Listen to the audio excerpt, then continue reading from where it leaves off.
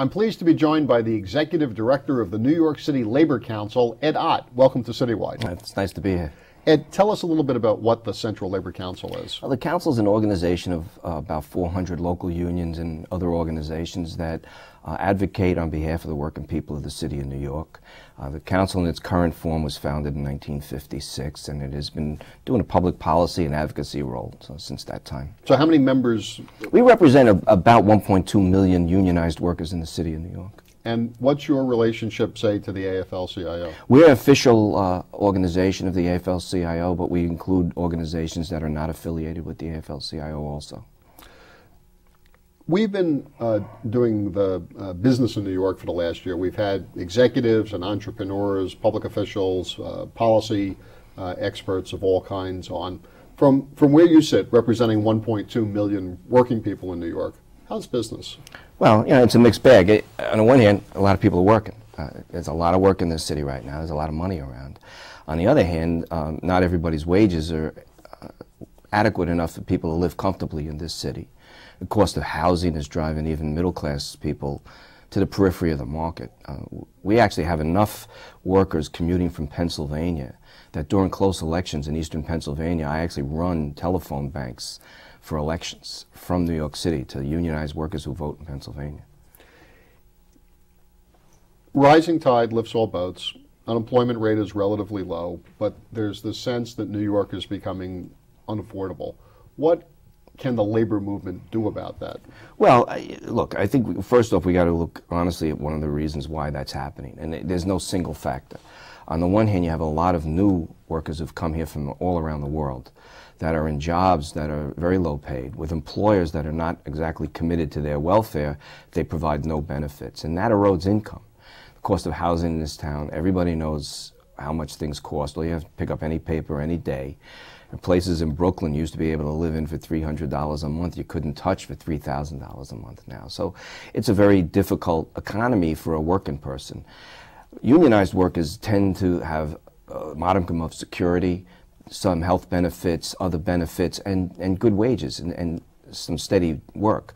So we're doing a little bit better. But there's this other working class that you see on the subway at 6 o'clock in the morning. You see them again at 10 at night that are living, you know, somewhere between minimum wage and $10 an hour. This is a rough city for them. And rising tide doesn't lift that boat very easily. Are those workers being organized now? Yeah, actually, there's several groups. Immigrant workers are not helpless. They have organization. Some of them have found their way into traditional unions. In the hotel industry, which has a very high union density, there are many, many immigrant workers. Building service industry, same thing.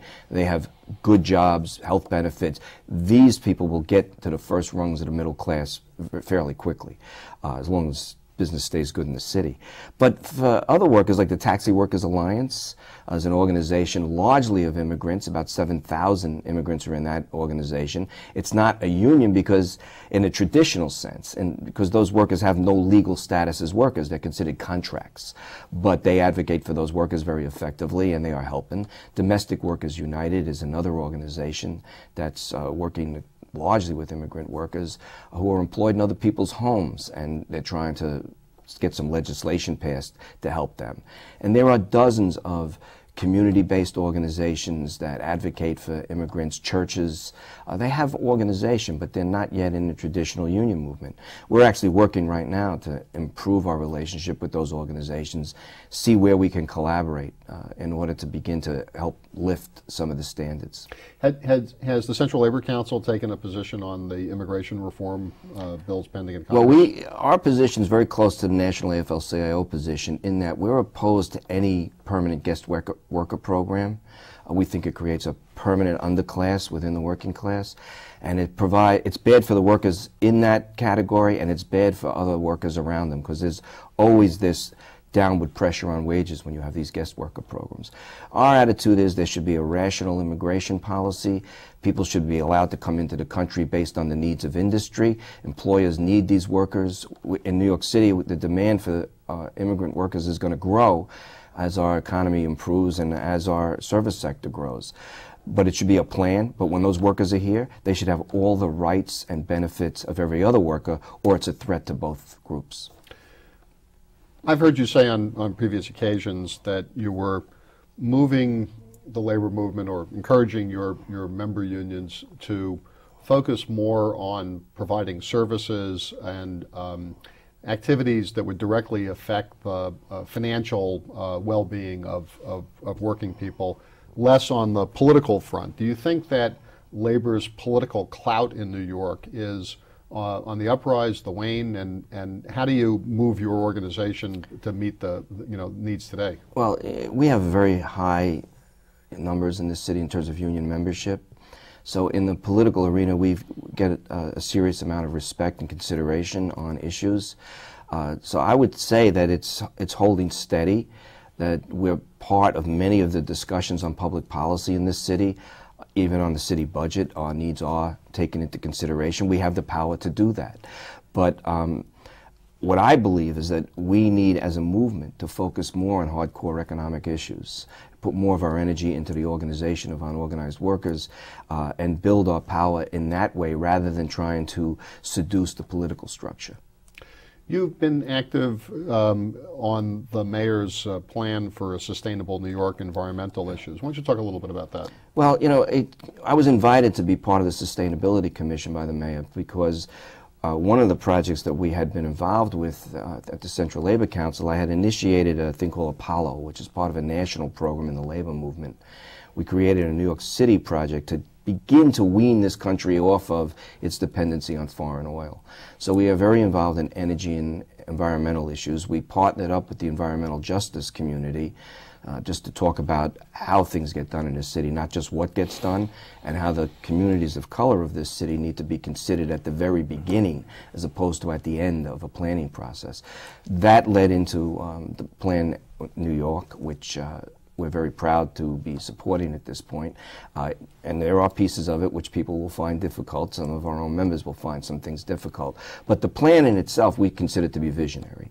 It includes 175,000 units of housing. It includes the construction of many, many parks so that people can live within 10 minutes of a park no matter where they are in the city.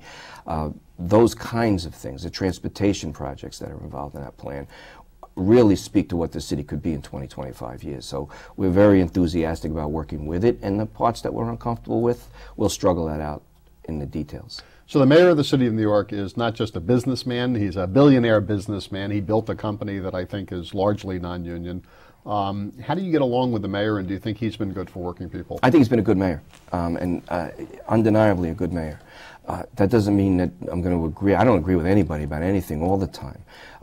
Some of our affiliates have had their issues with him, but it's been a respectful relationship by and large. And I think he's been a very good mayor for the city. And frankly, I think it's been a fair administration in terms of how they've engaged the various unions. That's not to say on the collective bargaining side we don't have issues. Primary relationship with the public sector union and the mayor is he's the boss, they're the union, and the workers. There's going to be issues. We expect that. And how's Governor Spitzer doing? One of the first things he did was he met with the head of the state business council, but he also met with the head of the state AFL-CIO. And I think out of those very early discussions, there was progress on workers' compensation issues and some other things. Elliot Spitzer, a friend of labor? Well, I think Elliot Spitzer is a new governor, and his first name will be Governor. And that's the relationship. I think we have great hopes for this governor, and we want to try to work with him and help him get there. We were very encouraged by his labor commissioner appointment, somebody that came out of the Attorney General's office, Patricia Smith. She's terrific in understanding our issues. She's tough as nails. It's the kind of labor commissioner we were looking for the last 12 years. The fact that they moved the workers' comp issue into the legislative arena, got it done, was amazing. We've been talking about that since, well, Frank Barbaro was a young man up in the assembly, and I was running around in a leather jacket trying to fight for my issues. So we were really happy that he took a step in that direction. And just for our audience that may not be familiar, workers' comp is a system that provides insurance benefits to individuals who get injured on the job. What was wrong with the system? Well, when the benefit levels are too low, the system was too complicated. And one of the problems employers had with the system was that not every employer seemed to be participating in it. So they felt like their costs were being driven up by the benefits. In fact, it was being driven by the fact that too many people were cheating the system. This reform, one of the things I think that is important to do that is employers that cheat the system will now be treated as a felony offense. That ups the ante. More people who participate in it, the better. But that system protects workers on one level. It protects employers. The alternative was no comp system, your worker gets hurt, you get sued. So the system was created, demanded by employers to protect them. Is health care and the availability of health care, is that a drag on the New York City economy? Do employers have to spend too much for health care? Or is it that there aren't enough people who are covered by it? What does it do to the economic mix? One, in terms of workers, nothing is more frightening in terms of erosion of income than the cost of health care. And as you approach retirement, it becomes terrifying. If you're not part of an employer system that guarantees your health care as you get older, that's a very, very scary proposition. It's a national problem. It's not unique to New York. I don't think there's a local solution. The previous governor has tried. This governor is talking about what the state can do. The mayor is trying to figure out what they can do in terms of saving money on health care. But it's a national problem that needs to be dealt with in Washington. I think it's going to be a big part of how we measure presidential, congressional, and Senate candidates going forward in 2008.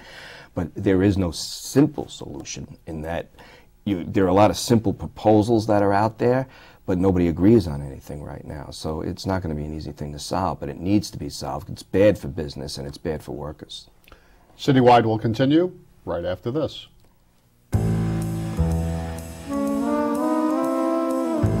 Mrs. Johnson, good to see you again. This is Mike. You can trust him. He looks just like you. I'll be sucking up to you in order to make you sign the loan. So, here are your low monthly payments and interest rate as we promised. Here's where they triple. The rest of this is really just here so that we get your house when you can't pay us back. Such a lovely house. Predatory lenders are never this easy to spot. Call us and protect yourself with the facts. Welcome back to CityWide.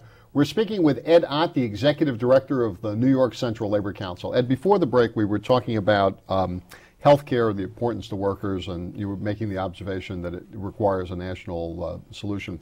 I'm familiar with situations where people would rather work off the books than have a slightly higher paying job, because if they do, they're going to lose Medicaid, which is their form of health insurance. It's the only thing that's available to them. So I hear from employers in Greenpoint, for example, jobs that pay $15, $16, $17 an hour that go unfilled because the workers are afraid of jeopardizing their benefits. You made the point earlier that a lot of this is going to require a national solution.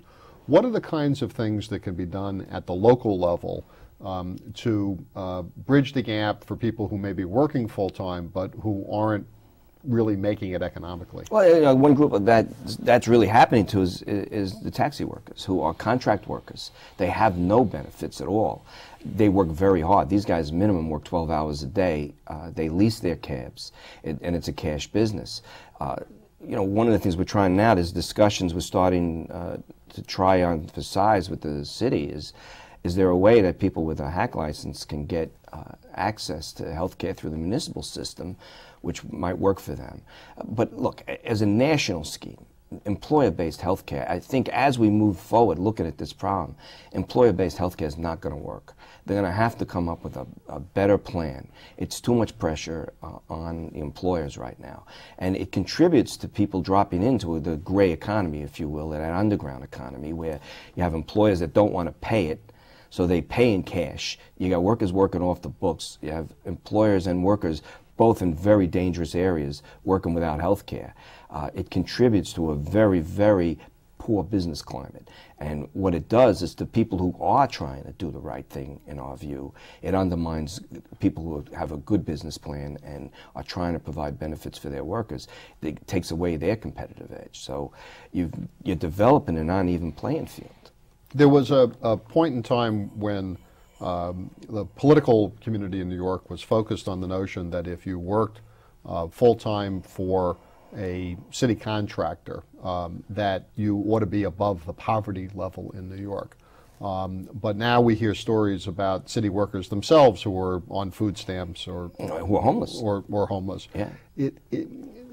Is the gap growing, or are we developing a sort of there's still upward mobility for a lot of people, but a lot of people are just trapped at the bottom? Look, I think if you back up 25 years, at the beginning of the Reagan era, there was this assault both from the right and from the left on government, that government couldn't do anything right, government couldn't do this.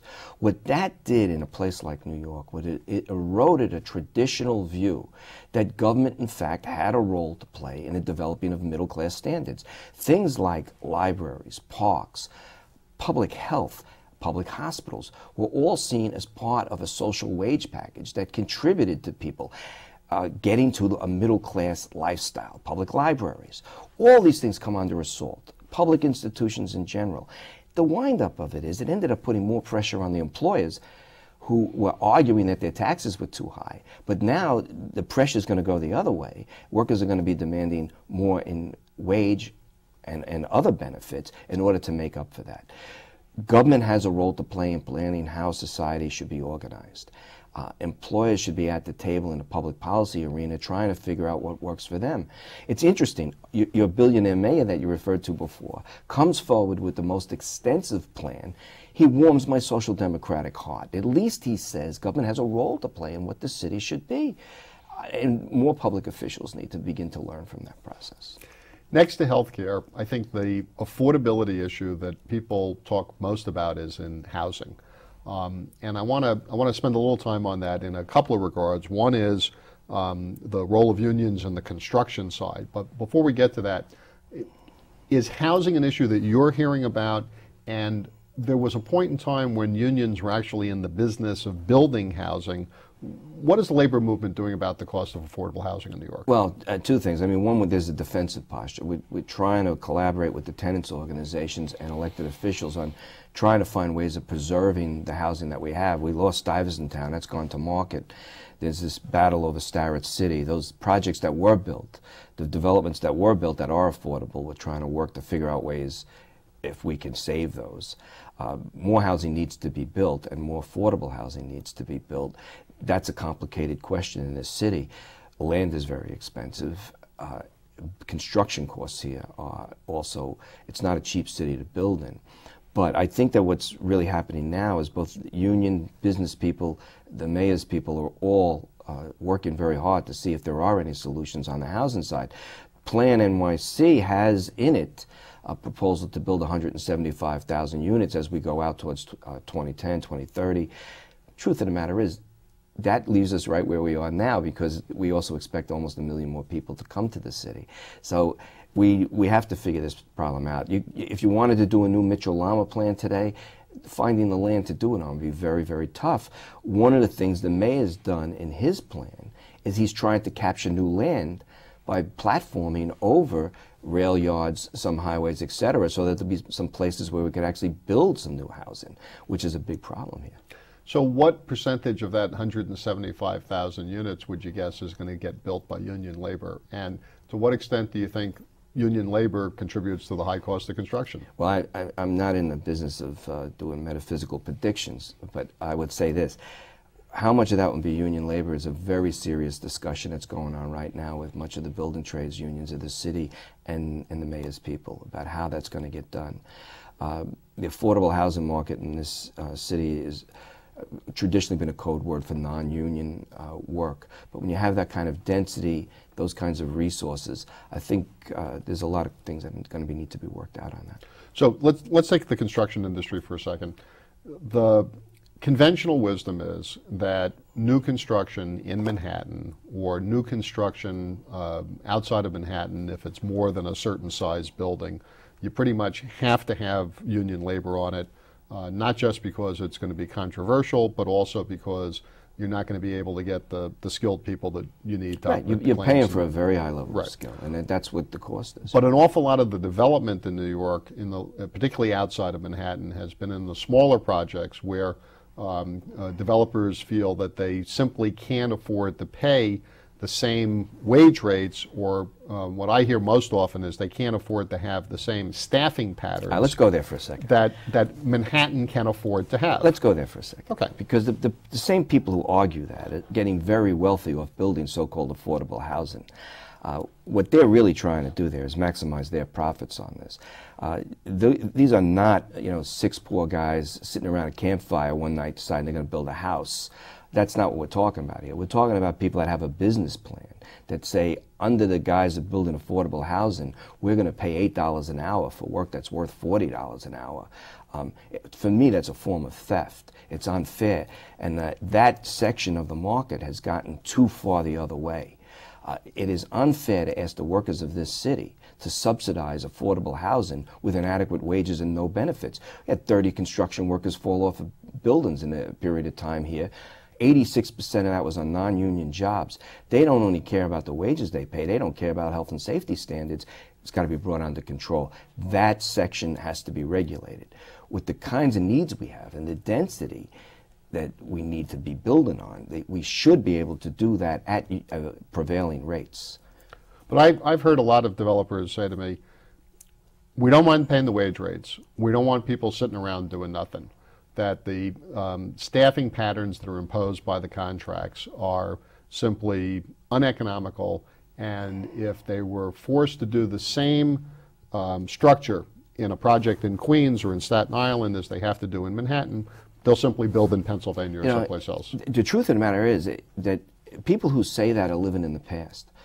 Most of your construction unions have made substantial changes over the last few years in an effort to accommodate the needs of the employers, and there's real dialogue that's gone on there. You watch any building that goes up in Manhattan. It is phenomenal how fast this goes up and how hard people work on them. Frankly, it's just not true. And when the people say to you that, oh, we don't mind paying the wages, but we have all these other problems, they mind paying the wages. It's nonsense. They're talking about the wages. They want people to subsidize their profit. We believe that when you're building, you should be making money. And there are great developers in this town. But there are people who are always looking to undermine people who pay adequate wages, provide benefits for their workers, provide health and safety, participate in workers' comp, contribute to unemployment.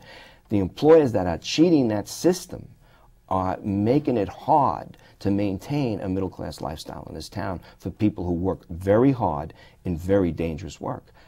It's unacceptable to us. Our job is to fight that, and that's what we're going to do.